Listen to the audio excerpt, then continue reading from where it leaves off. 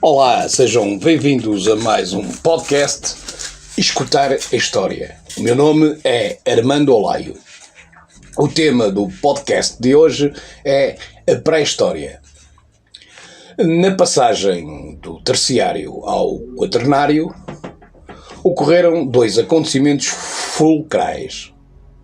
O surgimento do Homo erectus, considerados os primeiros homens verdadeiros, e dá-se a primeira saída de África. No final do terciário, verifica-se uma descida geral da temperatura que é depois agravada na entrada do quaternário.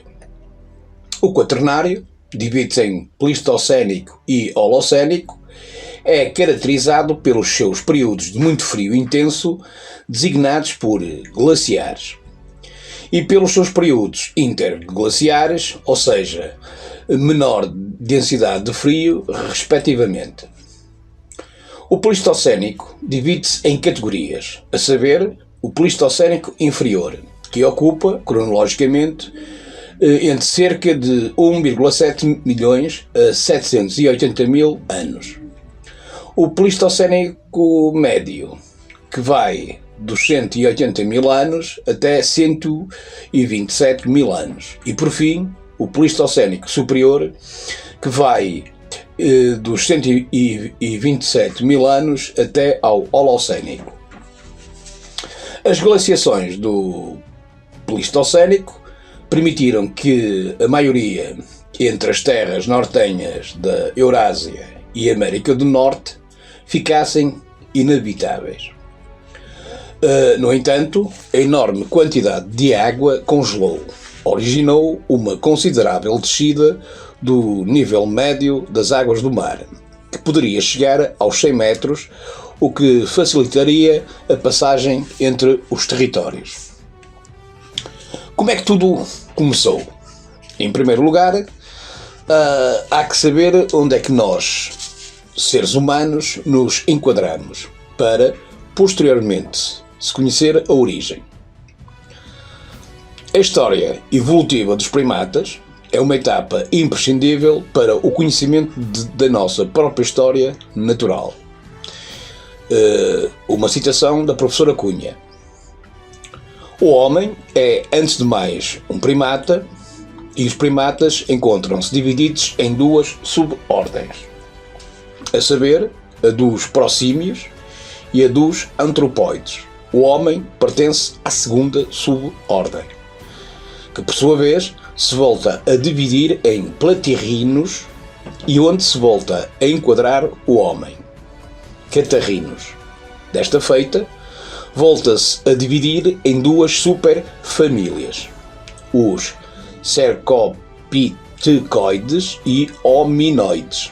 Nesta última encontra-se o gibão, o orangotango, o gorila, o chimpanzé e, é claro, o homem. Apesar dos seres humanos serem muito recentes, estes resultam de um longo e moroso processo evolutivo. Excluindo os períodos do Mesoico ao Cretácico, os primatas surgem no Terciário, especificamente no Eocénico, há cerca de 55 a 50 milhões de anos. No final deste período surgem os antropóides e no Oligocénico ocorre a separação dos macacos do Velho e do Novo Mundo. Aos 25 milhões de anos, mais ou menos, surgem os primeiros hominoides, para conseguir uma diversificação sem paralelo no período seguinte, o Miocénico, que durou dos 23 aos 5 milhões de anos, quando a nossa superfamília, a hominídea, tinha muito mais representantes do que hoje. Ainda no Miocénico, no seu terço final, há 3 géneros, que são considerados como pré-humanos, possíveis membros da família hominídea, à qual pertence o homem. No entanto, é à volta de 1,7 milhões de anos entre o terciário e o quaternário que acontecem dois momentos marcantes. Aparecem o Homo erectus, considerados os primeiros homens, e a primeira saída de África. Considera-se como berço da humanidade o continente africano, devido à sua falha do Rift, como refere Foley, em 1995. A África é simultaneamente um bom sítio para se viver e para se morrer. Há cerca de 20 milhões de anos, a grande falha do Rift começou a desenhar-se. A movimentação tectónica, a atividade vulcânica criaram habitats algo distintos a Oriente e Ocidente do Vale do Rift. A Etiópia, a Eritreia, o Quênia e a Tanzânia são os países mais ricos em fósseis. Climatericamente, os ambientes eram propícios ao aparecimento de novas espécies.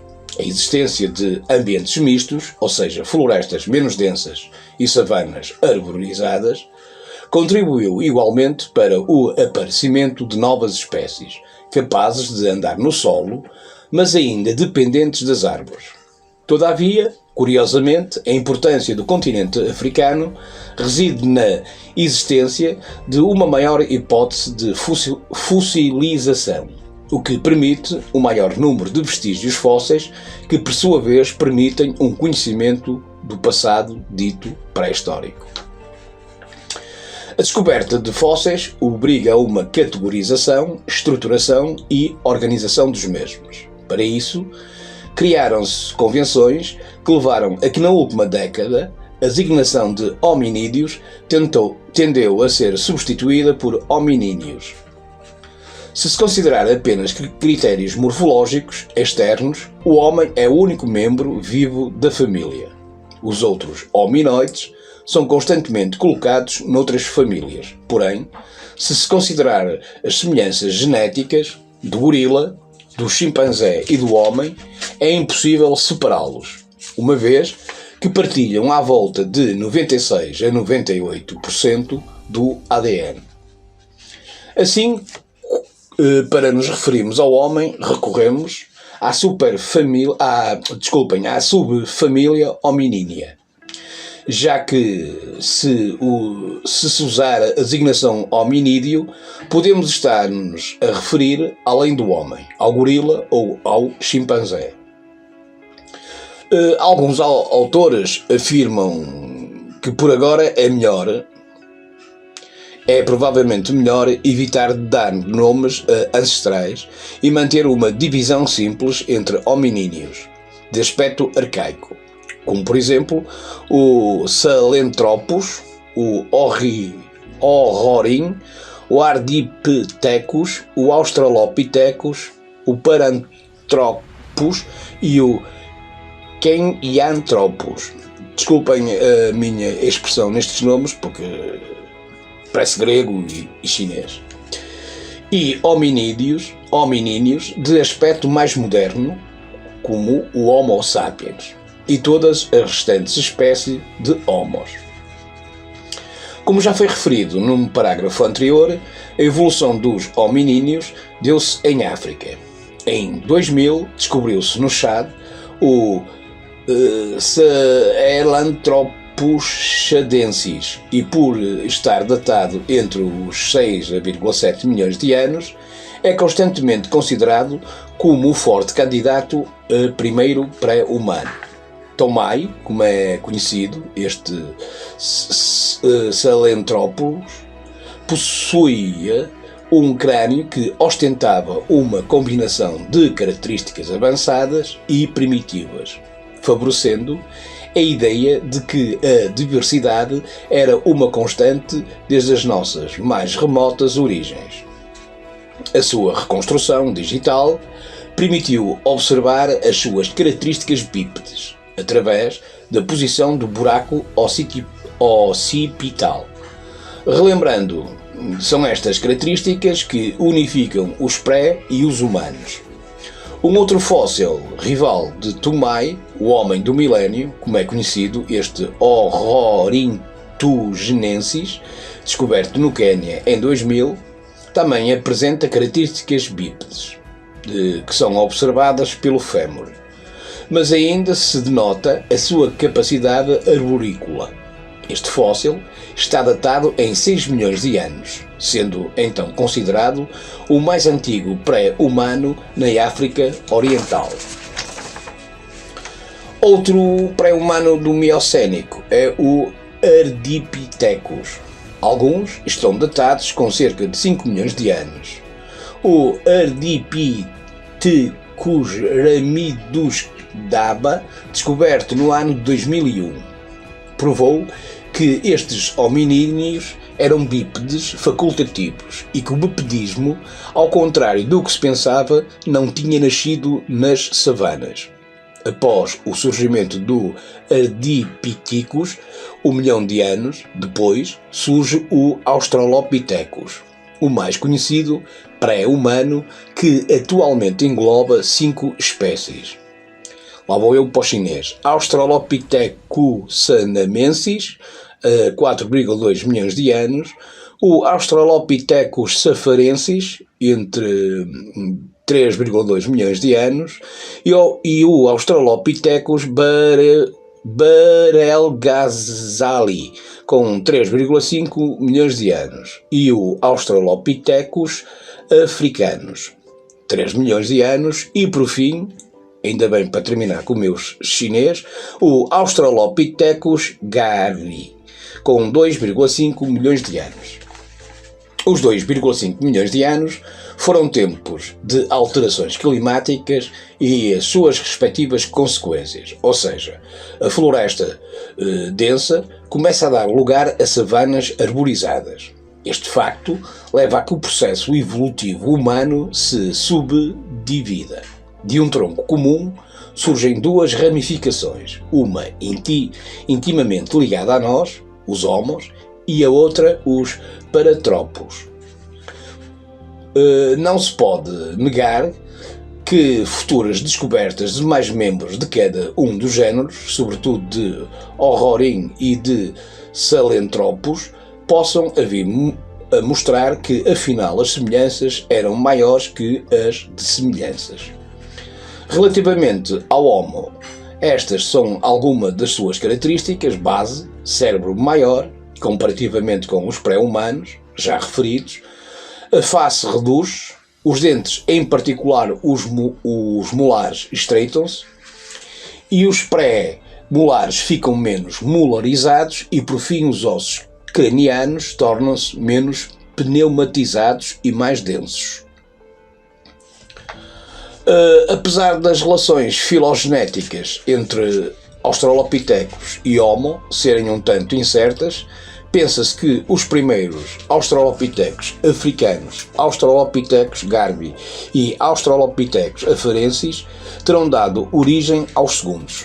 Mesmo sem certezas quanto à origem, sabe-se que os Homos terão provindo de África, pois todos esses fósseis, antes deles encontrados, são africanos. Homo, espécie incerta. Exato é que não se trata nem nunca se tratou de uma sucessão de espécies, nem de qualquer escalada evolutiva para o homem. Esta citação é nada mais, nada menos, como que um instrumento de apoio de compreensão para a nossa história natural. Sabe-se que, em primeiro lugar, surgiram os Homo habilis, nome que se deveu ao fabrico dos primeiros instrumentos líticos. Havendo um fóssil, por exemplo, datado de 1,9 milhões de anos, porém não se pode tratar de uma sucessão de espécies ou escala evolutiva. Sabe-se também que o Homo habilis conviveu durante meio milhão de anos com o Homo erectus. O Homo erectus surge por volta dos 1,9 a 1,8 milhões de anos, como provam os fósseis Kobe, Fora e Turkana Boy, o último por apresentar um esqueleto muito completo, permitiu retirar uma série de informações. A proporcionalidade dos membros era moderna. A bacia era relativamente estreita, portanto, o que teve consequências importantes no nascimento devido à compatibilidade fetopélvica. A caixa torácica, estreitamente intelecto superior remete para a não compatibilidade entre a capacidade respiratória e a linguagem. Possuíam um cérebro maior e, por último, graças às muitas diferenças das proporções corporais com os homens modernos, pôde-se concluir que houve um total abandono da vida arborícola. Este Homo também foi responsável pela primeira saída de África, porém, relativamente à Europa, o fóssil mais antigo, encontrado em cima do elefante, remete para o 1, milhões de anos, que praticamente iguala a datação dos outros fósseis, 1,25 entre 1,5 milhões de anos, encontrados em Grandolina.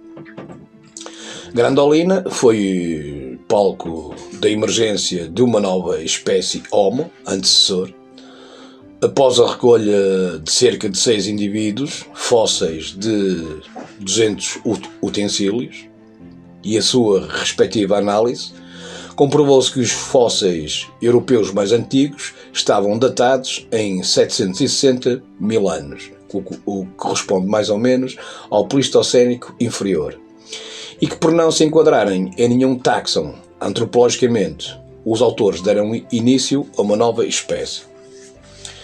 O Homo antecessor é considerado descendente do Homo ergaster, Homo erectus, e está na origem no Homo heidelbergensis. O Homo heidelbergensis foi descoberto em cima de los huesos, o meu espanhol é um espetáculo. Os 28 a 30 indivíduos encontrados foram datados de 400 a 530 mil anos, corresponde ao Pleistocénico médio, e permitiram formular ilações ao nível populacional. O grupo é constituído por homens, mulheres, adolescentes e crianças, e antropologicamente permitiram saber-se qual a capacidade craniana, altura e peso, entre outras coisas. De notar é a sua semelhança ao Homo neanderthalensis. Desculpem, lá está o chinês, eu vejo-me sempre atrapalhado. De notar a sua semelhança ao homem Neandertal, à qual é atribuído o facto de ser o seu antecedente. Antes de mais, é imprescindível saber-se o que é o Paleolítico. O Paleolítico é o período pré-histórico, referente à produção dos primeiros artefactos em pedra lascada. Apesar de estar atribuído ao Homo a autoria dos primeiros instrumentos líticos, tem algum desfazamento na datação, porque é atribuída uma data aos instrumentos líticos que não corresponde ainda à existência dos primeiros Homo. As primeiras indústrias líticas são categorizadas como pertencentes ao Olduveense. A sua estabilidade é outro dado importante, pois desde a sua origem, que vai dos 2,6 milhões de anos até 1,5 milhões de anos, não houve alterações substanciais. Além disto, está associado às espécies Homo habilis, rudolfensis e Homo erectus e Homo ergaster. Como o Homo erectus, ou seja, com o Homo erectus dá-se uma evolução cultural que ocorre a um ritmo progressivamente mais rápido, comparativamente com as outras. Além de ter efetuado a primeira saída da África, esta espécie ainda inovou as indústrias líticas, transformando-as com o aparecimento de bifaces há 1,6 milhões de anos. Estes instrumentos, talhados em ambas as faces, de um modo mais ou menos simétrico, refletem um importante salto tecnológico relativamente aos utensílios precedentes. É também durante esta fase que surgem os primeiros indícios de uma infância mais prolongada e, ao mesmo tempo, de um crescimento mais humano. Outro dado importante sobre estes hominíneos é que o seu modo de subsistência também se altera. Ao princípio eram uma espécie recoletora e a pouca carne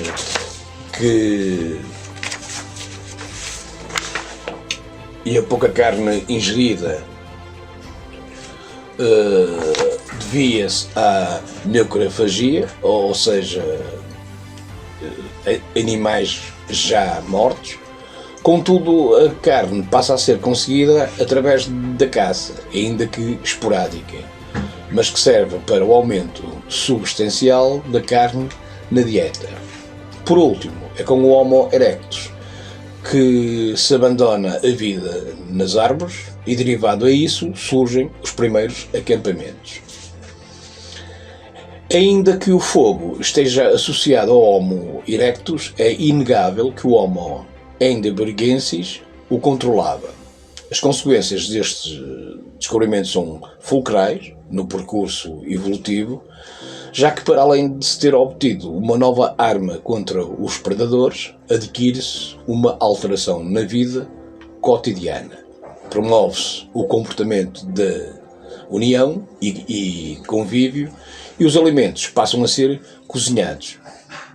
A adicionar a estas mudanças comportamentais, há autores que defendem a importância do fogo no sono. O afastamento dos predadores, com esta arma, permitiu que o sono fosse mais tranquilo e profundo, o que é culminante no desenvolvimento do sonho, que consequentemente desenvolve a mente. O fogo teve assim a sua cota-parte na formação da mente. O Mosteriense aparece há 127 mil anos, na transição para o Pleistocénico Superior. Este fenómeno dá-se com a introdução de uma nova técnica, leva-lois, que permite um maior aproveitamento de uma mesma quantidade de matéria-prima. Ao nível dos enterramentos, sabe-se que estes foram praticados pela primeira vez pelo Homo neanderthalensis, uma vez que os seus esqueletos se encontravam melhores preservados do que o das outras espécies.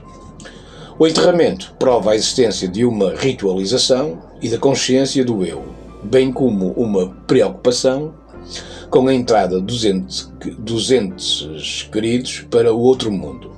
A prova disto reside, por exemplo, em La Chapelle, onde foi encontrado um leito de flores intencional. Todavia, estes ainda se parecem muito primitivos, uma vez que não há casos claros de peças votivas ligadas, associadas com os seus enterramentos. Com os neandertais surge a indústria lítica. Todavia, é com o Homo sapiens que se denotam mais inovações tecnológicas, frigoríficos naturais, onde se armazena a carne, elaboração de lareiras destinadas ao aquecimento da água, instrumentos musicais, os primeiros vestígios de uma pesca sofisticada e, por fim, as primeiras agulhas que anunciavam as primeiras costuras. Com esta espécie surge também a arte, mas uma arte intrinsecamente ligada ao simbolismo, como provam as figuras rupestres de Foscoa. O homem do Paleolítico Superior prova, com a sua arte, que a própria natureza se tornou para ele um espetáculo, que os bisontes, cavalos ou mamutes não são eventuais peças de caça, mas também de formas que a sua mão reproduz sobre as paredes das grutas e que, por fim, todas estas imagens têm um sentido. O homem é já desde há muito, sem dúvida, um criador de sentidos, segundo Calvin, entre 1997. Portanto, chegamos ao fim deste podcast. Espero que seja do seu agrado. Se assim for, deixe um gosto, partilhe o vídeo com os seus amigos e subscreva o canal. Um forte abraço e até ao próximo vídeo.